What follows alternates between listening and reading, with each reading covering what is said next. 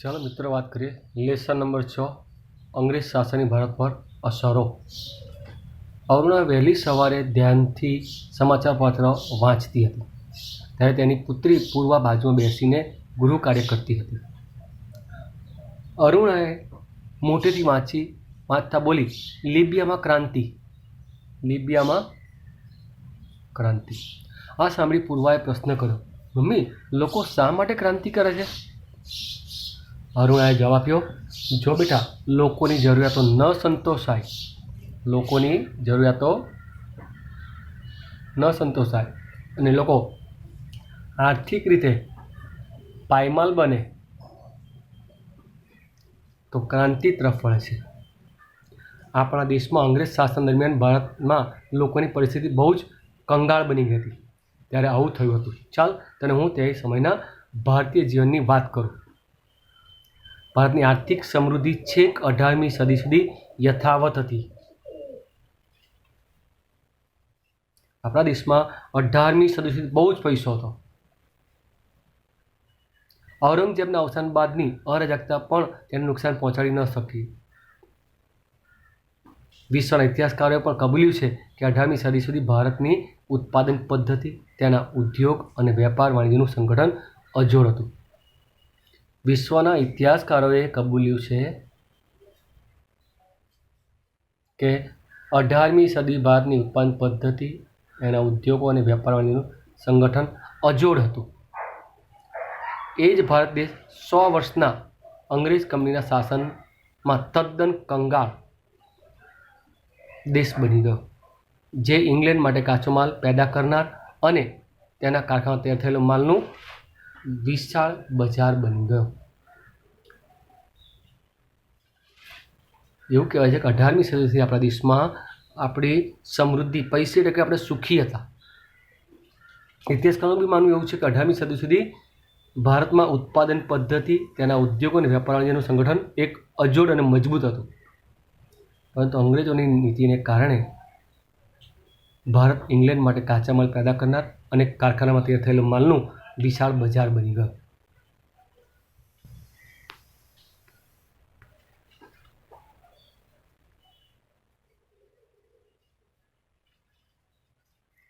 અંગ્રેજ શાસન સમયે ખેડૂતો અને ખેતી।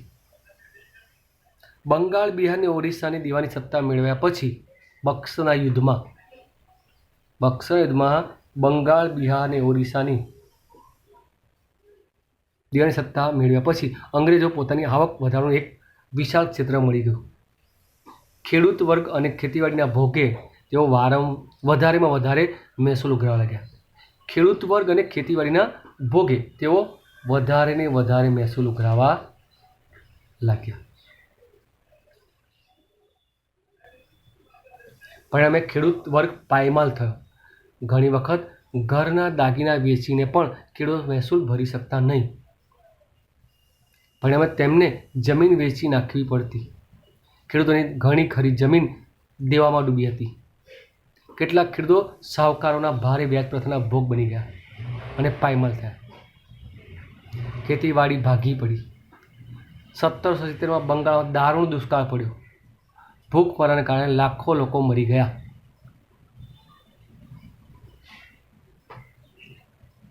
પરંતુ કોર્નવેલિસ નામના ગવર્નર જનરલ કાયમી જમાબંધી નામની મહેસૂલ પદ્ધતિ અમલ મૂકી અને આ લોકો પ્રત્યે બિલકુલ ધ્યાન ન આપ્યું।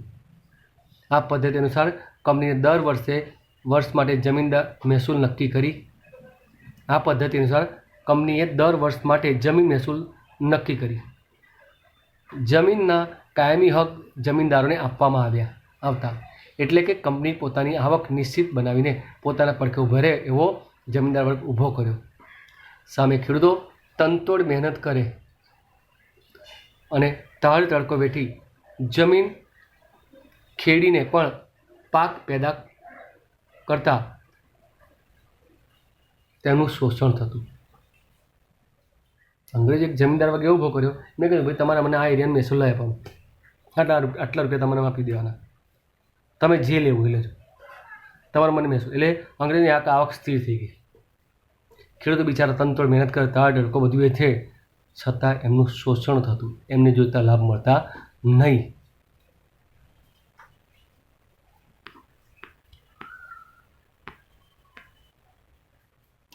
સમાજ જીવનને લાગ્યું ગ્રહણ.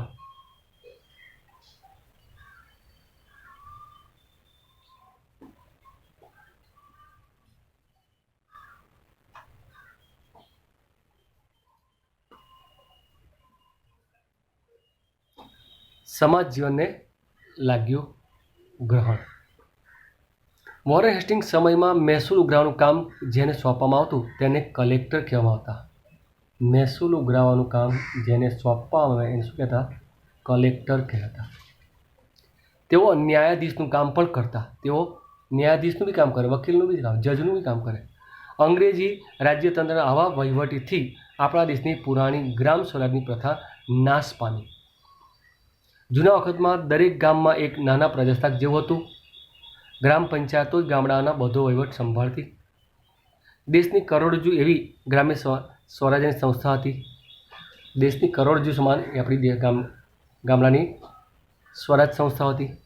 બહારના આક્રમણો પણ વખતે અને સલ્તનત શાસનમાં વ્યવસ્થા વખતે પણ આપણી ગ્રામ સ્વરાજ્ય સંસ્થાઓ અડગ ઊભી હતી. અંગ્રેજોએ શરૂ કરેલી આ નવી શાસન પદ્ધતિએ આ સંસ્થાનો નાશ કર્યો અથવા આ સંસ્થા નાશ પામી. કંપની સરકારે સામાજિક સુધારણાની જે રીત અપનાવી હતી તેણે લોકોમાં ભય ઊભો કર્યો હતો.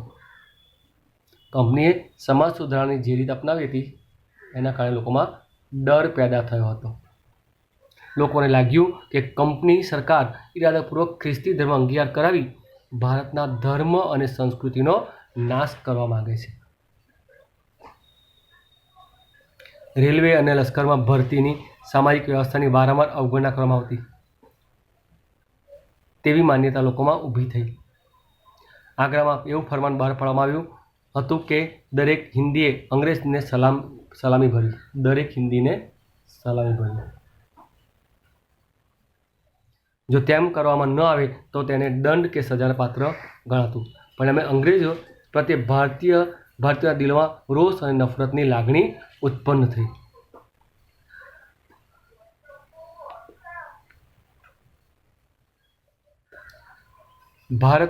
ભારતીય વેપાર અને ઉદ્યોગોનો વિનાશ. હિન્દની હાથશાળાઓ યુરોપ અને તેમજ એશિયાને જોઈતા કપડાનો બધો માલ પૂરો પાડતી. પશ્ચિમના વેપારીઓ અહીં માલ ખરીદવા આવતા.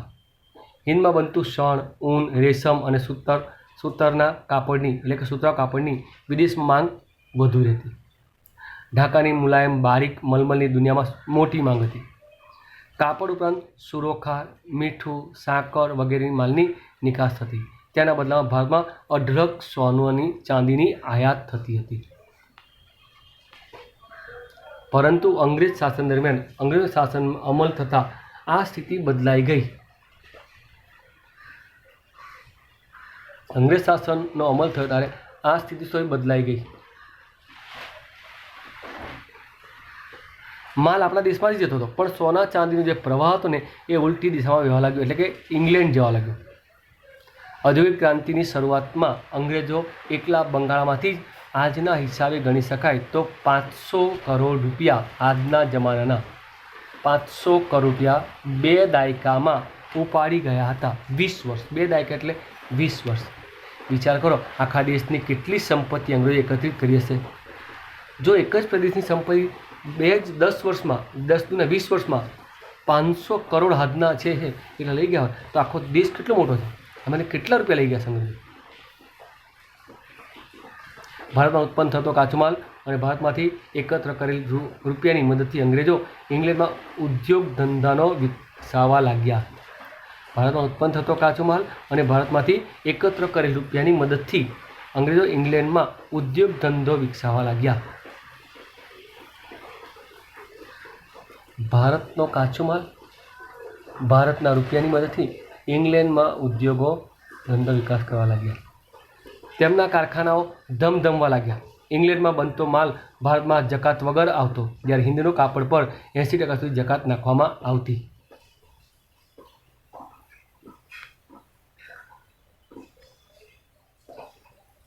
જેના પરિણામે ભારતના ઉત્પાદન થતો માલ ભારતમાં જ મોંઘો પડવા લાગ્યો.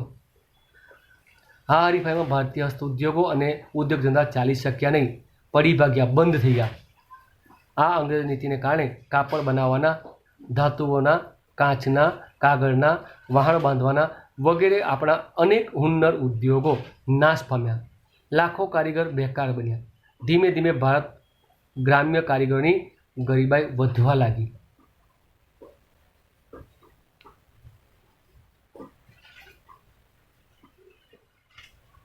હવે અંગ્રેજોએ કરેલા જે સુધારા એની શંકાની નજરે લોકો જોવા લાગ્યા. સુધારાઓ તરફ શંકા. વિલિયમ બેન્ટિક જ્યારે ભારતમાં ગવર્નર જનરલ બનીને આવ્યો ત્યારે કોણ? William Bentinck. ઇંગ્લેન્ડમાં ઉદાર વિચારસરણીને ધીમો ધીમો ફેલાવો થયો હતો. આ ફેરફારની થોડી અસર હિન્દ સુધી પહોંચી. અંગ્રેજ શાસકો પ્રજાના જીવનમાં રસ લેવા લાગ્યા. થોડા ઘણા લાભકારક સુધારા કરીને વિલિયમ બેન્ટિક પ્રમાણમાં વધારે માન પામ્યો. વિલિયમ બેન્ટિક આપણે કેટલાક દેશમાં સારા સુધારા કર્યા એટલે એને માન પામ્યો. બેન્ટિક કંપની વહીવટમાં ભારતીયોને સ્થાન આપ્યું. કંપનીના વહીવટમાં ભારતીયોને સ્થાન આપ્યું. અદાલતમાં ન્યાય માગવા માટે માતૃભાષાનો ઉપયોગ કરવાની છૂટ આપવામાં આવી. રાજા રામ મોહન રાય અને બીજા સુધારકો સતી થવાનો રાક્ષસી રિવાજ બંધ કરવા ઘણા વખતથી પ્રયાસ કરી રહ્યા હતા. બેન્ટિકે આ સુધારકોની વિનંતી સાંભળીને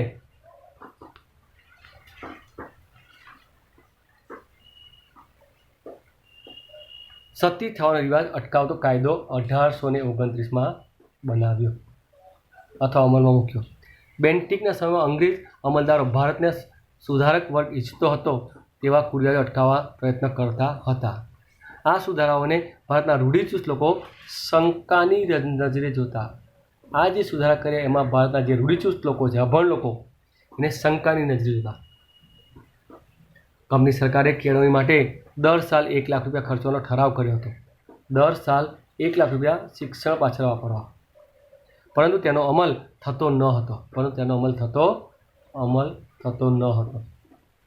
જ્યારે બેન્ટિકના સમયમાં શિક્ષણ સમિતિની રચના થઈ અને 1834માં મેકોલે નામના એક અંગ્રેજ ધારાશાસ્ત્રીને અંગ્રેજી કેળવણીનો વિચાર આવ્યો. મેકોલે શરૂ કરેલી શિક્ષણ પદ્ધતિ હિન્દી યુવાનોને જોઈને તેવો લાભ ન મળ્યો. પોતાના પૂર્વજોએ વિકસાવેલી પ્રાચીન વિદ્યાઓ શીખવાનો લાભ ભારતીયો ગુમાવવા લાગ્યા. દેશમાં અંગ્રેજી કેળવણીની શરૂઆત થઈ. આ શિક્ષણ પદ્ધતિનો વિરોધ થયો. મહાત્મા ગાંધીએ તો બાપુએ તો એને ગુલામીની કેળવણી કહી હતી અને પછી તેઓ 1857માં યુનિવર્સિટીની સ્થાપના થઈ. આપણા દેશમાં યુનિવર્સિટીઓ બની. અંગ્રેજી શિક્ષણથી અંગ્રેજોને જોઈતા ભણેલા કર્મચારીઓ મળવા લાગ્યા. તેમ છતાં ભારતીયોએ શિક્ષણ મેળવવા લાગ્યા અને તેમાંથી સ્વતંત્ર માટે રાષ્ટ્રવાદી માનસ ઘડવા લાગ્યું. લોકોમાં દેશ પ્રત્યે જાગૃતતા આવી.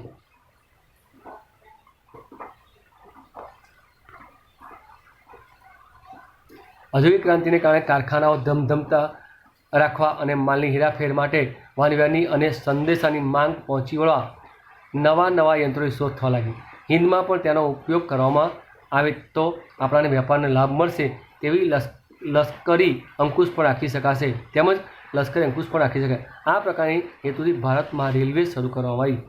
ભારતમાં સૌપ્રથમ રેલવે મુંબઈ અને થાણા વચ્ચે 1853માં શરૂ થઈ, જેનું અંતર હતું લગભગ 29 માઇલ.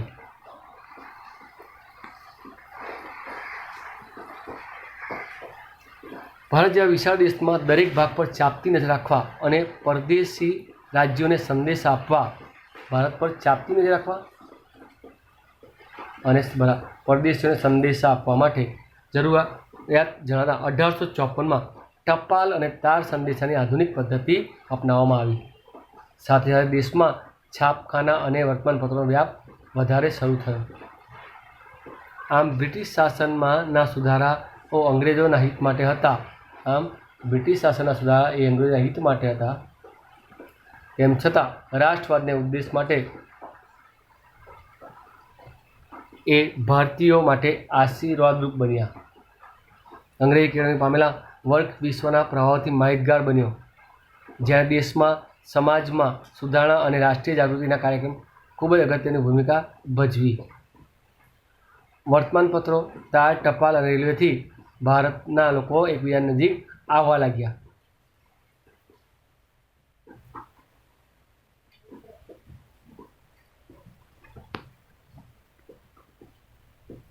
બરાબર મિત્રો, લેસન નંબર આપણો 6 પૂરું થયું. વંદે માતરમ. જય હિન્દ.